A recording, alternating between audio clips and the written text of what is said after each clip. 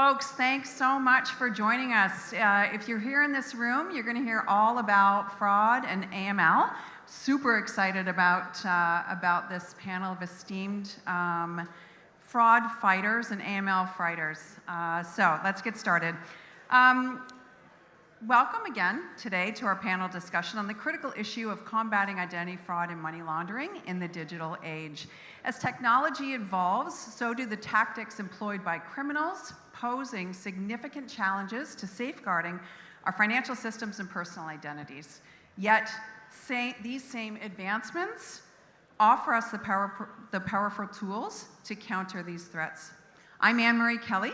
I'm head of fraud at Paays is who I am, an enterprise fintech that provides integrated fraud detection, IDV, AML, and income verification to automotive lending, equipment leasing, and mortgage finance lenders, and I'm honored to moderate this esteemed panel.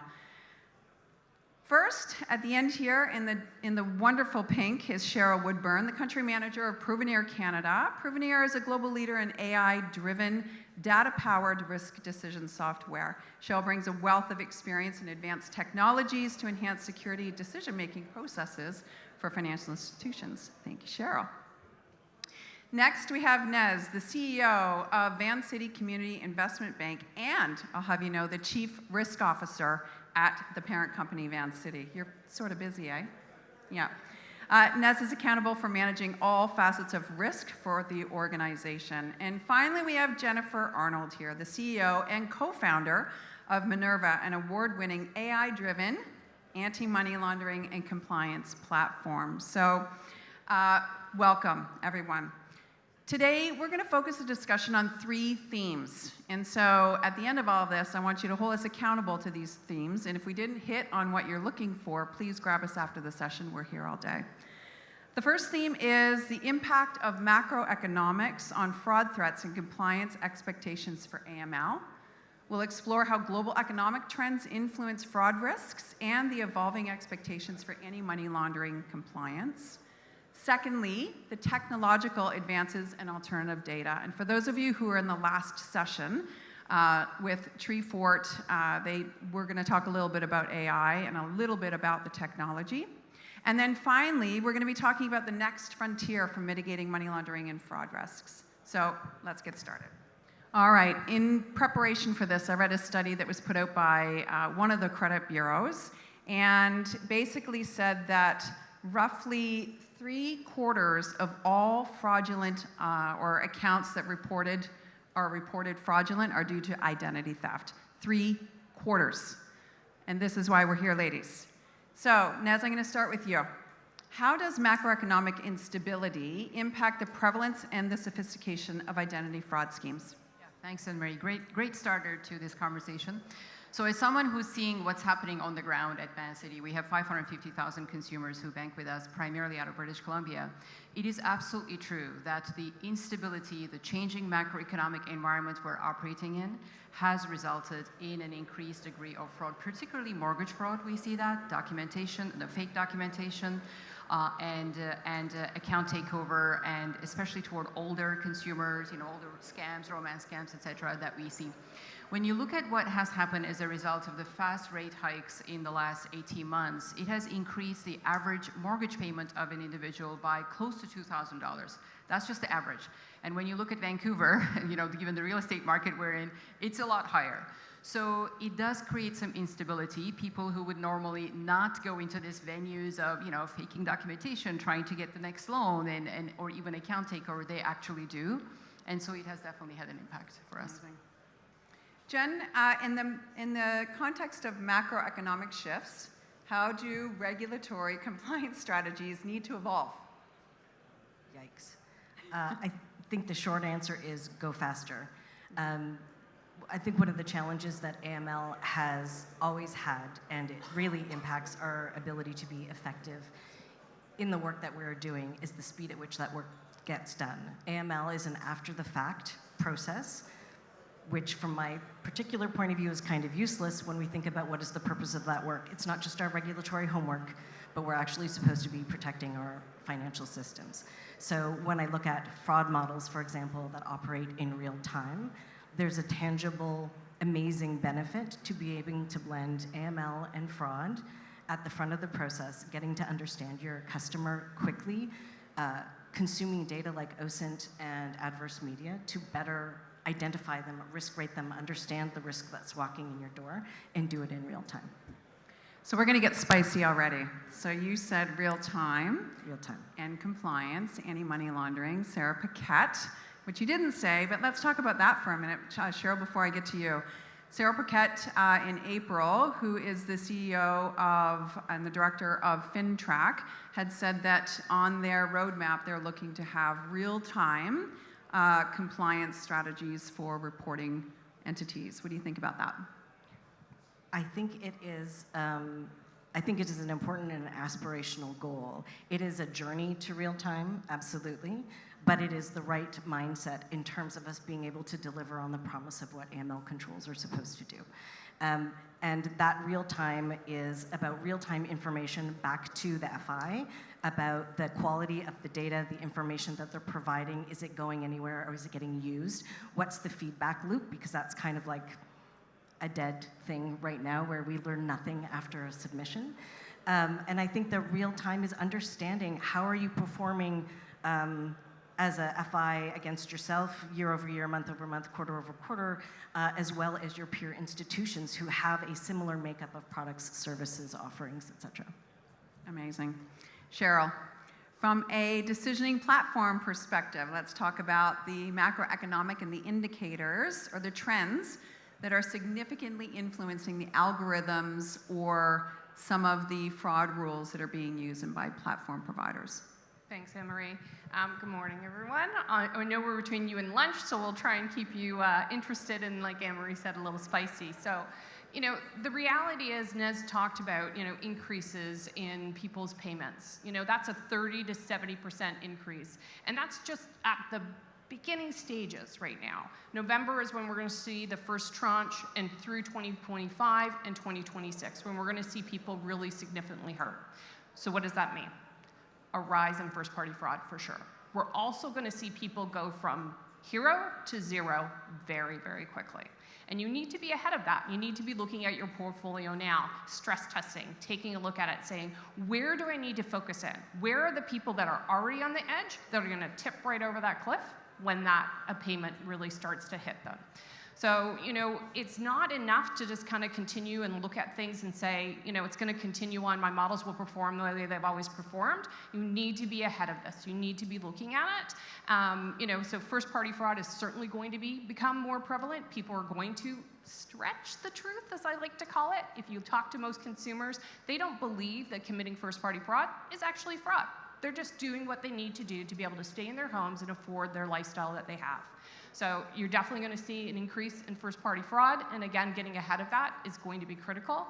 I think further to that, you have to be looking at what's happening from synthetic ID. That is out there. I work a lot with the Halton Police. It's incredible the things that can be done now on the dark web and just in general, buying IDs, just go out there. They're classified as novelty. So being able to get into IDV, and I think we're going to talk a little bit more about that shortly, is going to be incredibly important to making sure that you're protecting your organization, as well as at the same time making sure that the good people stay good. We don't want to lose all these people. We don't want people losing their homes. We don't want to put people in trouble, but there is going to be a significant uptick in a variety of frauds that you're going to have to be watching out for. So I'll just add to that just a little personal note. So I was speaking with a customer earlier this week who is, we're seeing some fraudulent documents come through. We're seeing some very big indicators that something might be going rogue. And I think the macroeconomics and, that we all need to keep in mind that the brokers that you're dealing with, the same customers that you're dealing with, that you've been dealing with forever and a long time, have got maybe new employees. None of us ever want to talk about insider threat. I've been 30 plus years in financial crimes, and I remember, getting slapped over the wrist to talk about insider threat. It's happening, people, right? And so the organizations, again, that you're used to be dealing with, look on the inside, because it could be those folks who, due to the macroeconomic conditions, might want to sway a couple of documents and be a little bit rogue. So there's your free advice for today. All right, moving along, technology. So, Cheryl, you talked about synthetic identities. Certainly, again, for those of you who were in the last breakout session, talked about, they were talking about synthetic identities, the ease by which technology is allowing not only us, the good folk, to catch the fraudsters and to evolve our businesses with profitability, but it's also that same technology is allowing the bad guys also to defraud all of our organizations. Nez, actually, I'll start with you. Let's talk about the current systems and processes for detecting and deterring financial crimes, and are they adequate in the face of evolving technological advancements? No, they're not. Pardon me. You can hear me? Okay. No, the short answer is not, because, this is a game where, that analogy that we use in BC, you just want to be one step ahead of the bear. You don't have to, outrun the slowest person. We just have to be one step ahead of the person, who's trying to fraud the organization. And it's getting really, really sophisticated through everything that my colleagues here talked about.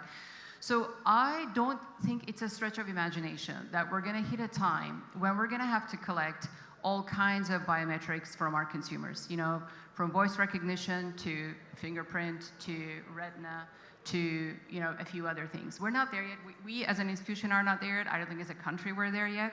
But the kind of the biggest challenge for us facing right now is this willing givingness by consumer of their credentials to someone who pretends to be their bank, and they give literally their login, the password, the multi-factor authentication passcode. The cell phones can be taken over. We see this every day. It's already hard enough to control our own domain in terms of risk management. Imagine what it means to try to control the consumer's behaviors when they are, giving away their credentials. So I don't believe we have sufficient technology, but I think those days of collect all biometrics are not too far. And it will also come with, of course, consent, because it requires consumer consent, and many don't want to give that kind of consent. So that's the complexity we're trying to navigate. Cheryl, from your point of view, from a platform point of view, how is your organization, or how are your competitors really looking at the different types of technology and data that is available to be bringing into your decisioning platforms? Yeah, so I don't think there's any shortage of data out there. I don't know if anybody's been out in the market lately looking at different things that can solve different problems for you. But I think, really what we're looking at is as lenders, you're getting squeezed by all sides. You have consumers and businesses that are looking for fast, automated, seamless access to credit. You have regulators, FinTrack and OSFI, who are, making sure that you're doing the right things by consumers and making sure you're compliant. You have fraudsters who are out there, of course, trying to take advantage of all the things that are happening out there. So you're getting squeezed all the time. That being said, there is a lot of phenomenal tools out there and a lot of phenomenal data that can help with what you're trying to accomplish. The only way to get to where we need to is through technology and data. It's that simple. You cannot do this manually. It has to be done at scale with technology.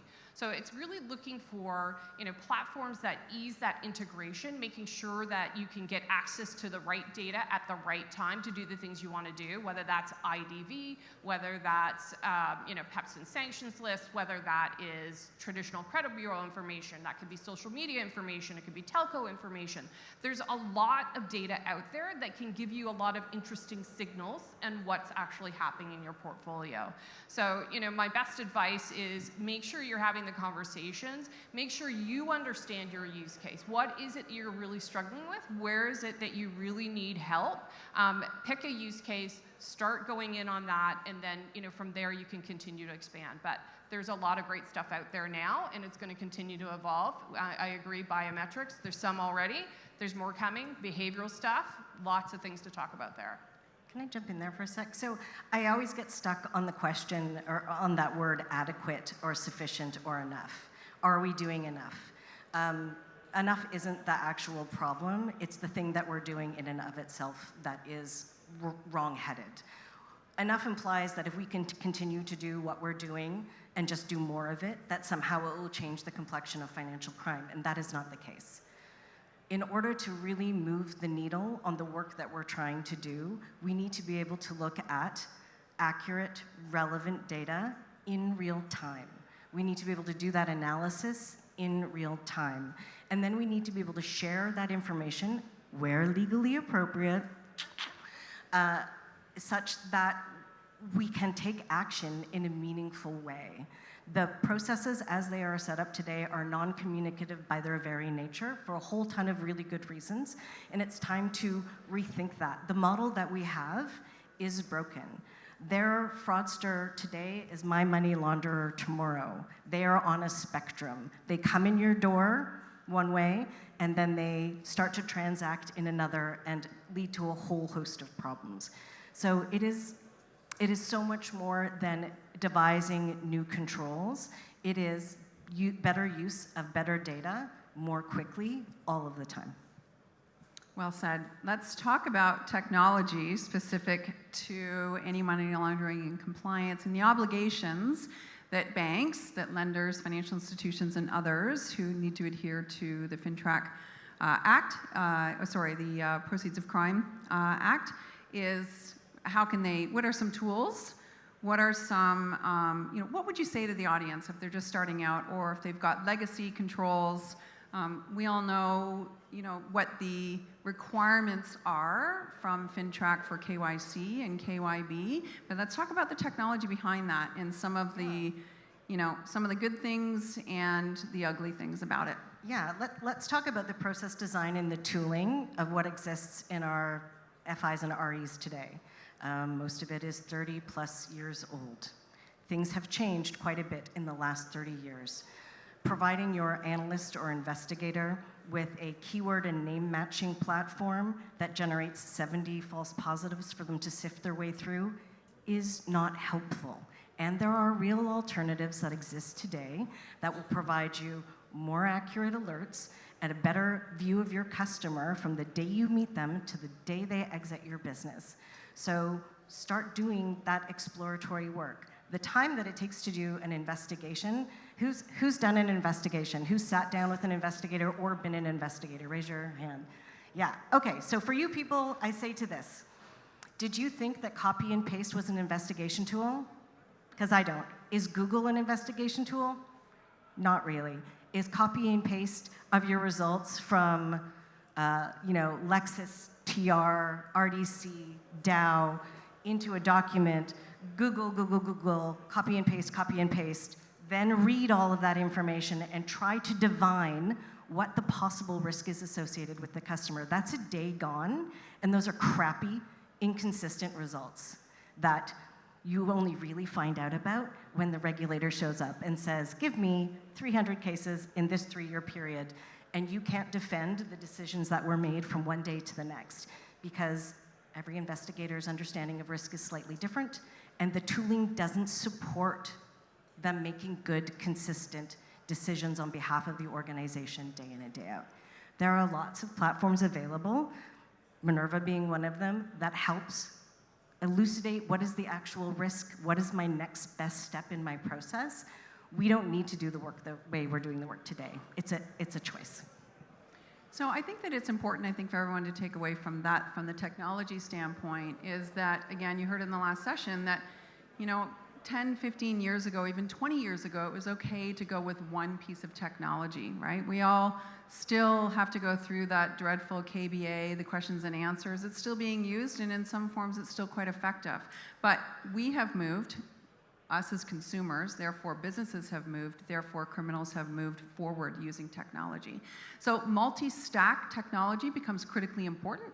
There are a lot of vendors out there, I would say Paays included, that take some of those documents and actually spits out decisions for the investigators. Again, I used to be an investigator, and if these tools would have, been around 100 years ago, wow, maybe we wouldn't be standing here. Might have been the silver bullet. But I think the comment here with technology is that as we stay ahead with technology and we partner with our third parties, we partner with each other, with vendors as well, it's critically important to stay ahead of the game and have a multi-tech stack. All right, so we've talked about macroeconomics. We've talked about technology and data, that's 1 and 2. Let's finally move on to the next frontier in mitigating money laundering and fraud. Cheryl, let's start with you. Given the increasing sophistication of fraud risks related to synthetic identity, impersonation, account takeover, money laundering techniques, deep fakes, the lists go on and on and on. What innovative approaches do you anticipate will be crucial for ensuring identity risk mitigation and staying aligned to the regulatory requirements that seem to be always changing, but never changing? Yeah, it's a bit of a pickle, isn't it, guys? It's not so easy. It sounds in theory like, okay, we just want to lend to good people and keep bad people out. Simple, right? Not so simple. Because of the evolution of AI, and there's been a lot of conversation on AI so far today, and I'm sure that's going to continue.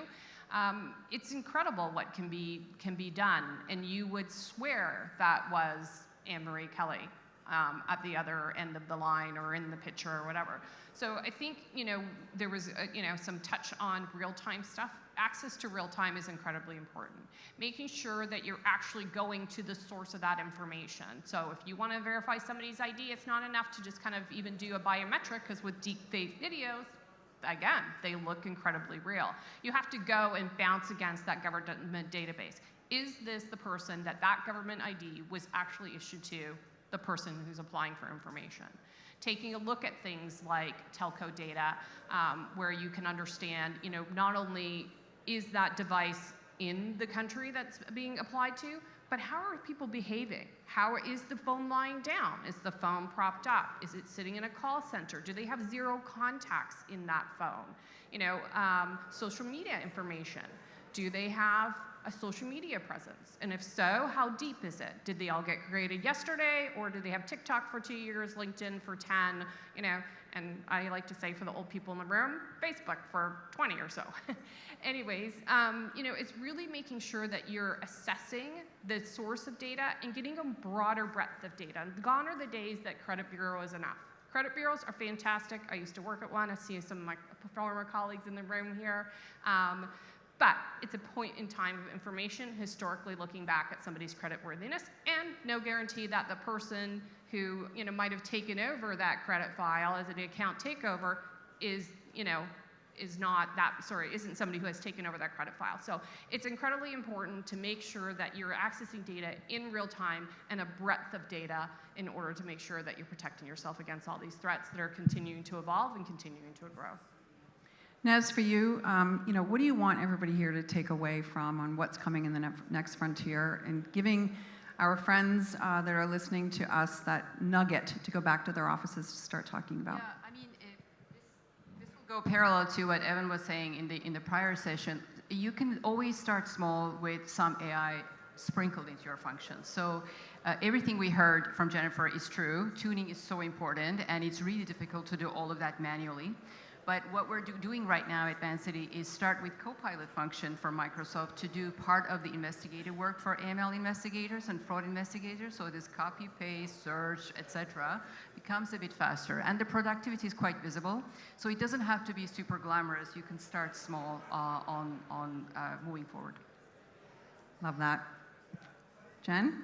I think I recently heard a very fancy bank executive in the US say that there was no place for AI in banking. And I pretty much lost my marbles in the room. Here's the thing.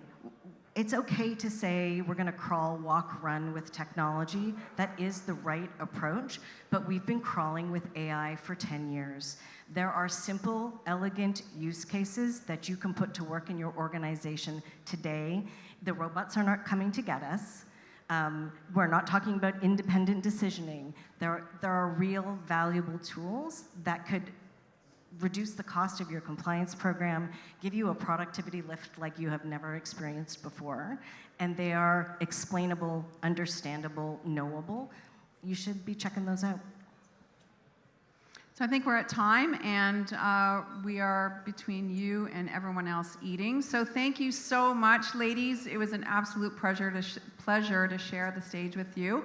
I will coin what Peter had said earlier today, is just keep pushing, right? Keep pushing with each other, keep pushing with technology, keep pushing with communicating. I wish you all a great afternoon and hope to talk to you later. Thanks so much. Thanks, everybody. Thank you. That was great. That was great. Thank you so much. Thank you. Thanks, Nez.